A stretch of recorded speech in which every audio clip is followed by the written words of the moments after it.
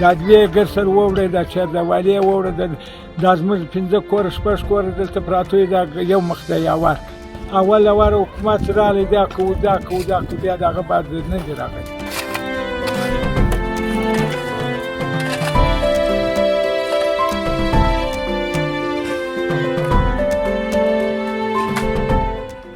सैलाब जो है वो हमारे वक्त वो सारे ले गया है, वो घर है सामने, वो सारे ले गया है.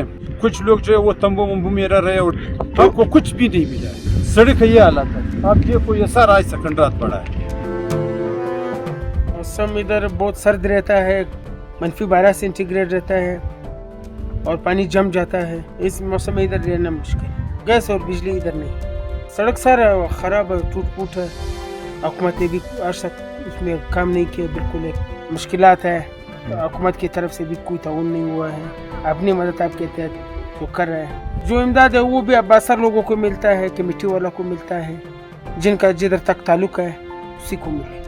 इधर खेमे में तो ज़ाहिर बात है सर्दी है, जो घर नहीं है तो उसमें रहने का बिल्कुल जगह नहीं है.